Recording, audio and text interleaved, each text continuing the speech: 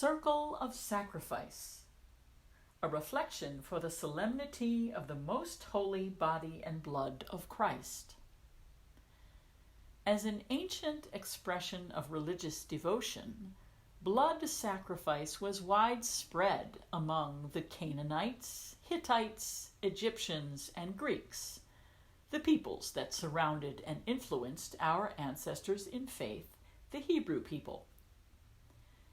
The Old Testament records sacrifices by Cain and Abel, Noah and Abraham, among others. Scholars investigating the practice suggest that the cult of blood sacrifice reflected certain desires common to primitive peoples. How else could people of the land appeal to the many gods they believed responsible for the necessities of life? The Torah, consisting of Genesis, Exodus, Leviticus, Numbers, and Deuteronomy, which likely emerged in its written form during the period of Babylonian exile, limited such sacrifice to certain times and places. Some say to wean a primitive people, Israel, away from the rites of idolatrous tribes living in the neighborhood.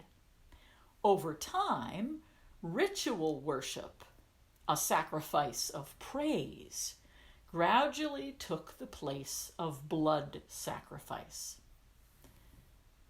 Today's reading from Exodus portrays a large-scale liturgy involving both sacrifice and the related practice of sprinkling blood.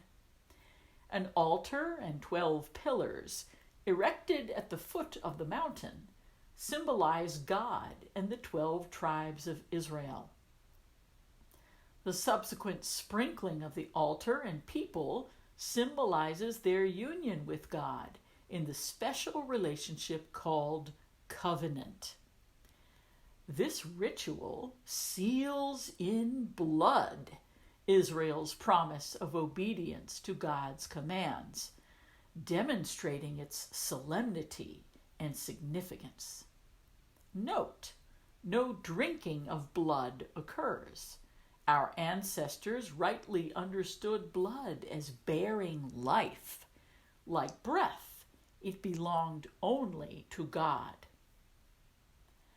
Today's selection from Psalm 116 uses the language of sacrifice in the later form.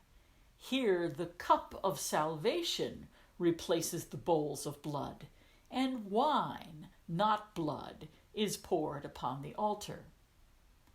The psalmist vows to offer a sacrifice of thanksgiving in the public setting of ritual worship, presumably in gratitude for the saving action of God.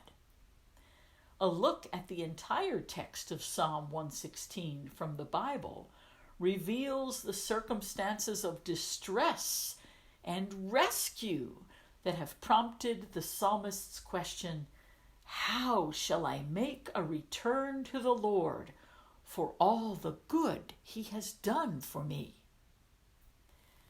Today's gospel reading begins with the arrangements Jesus orchestrates and his disciples carry out ahead of their evening gathering in the upper room.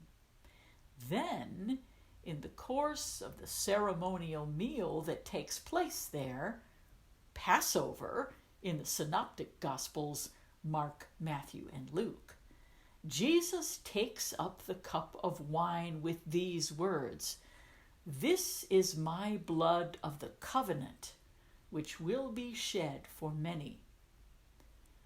We hear an echo of Moses' declaration to the people of Israel from the first reading, "This is the blood of the covenant that the Lord has made with you."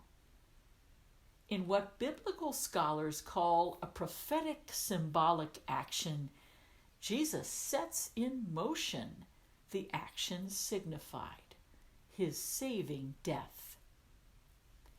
As today's second reading from the letter to the Hebrews makes clear, Christ as high priest brings his own blood to the heavenly altar, obtaining for us eternal redemption.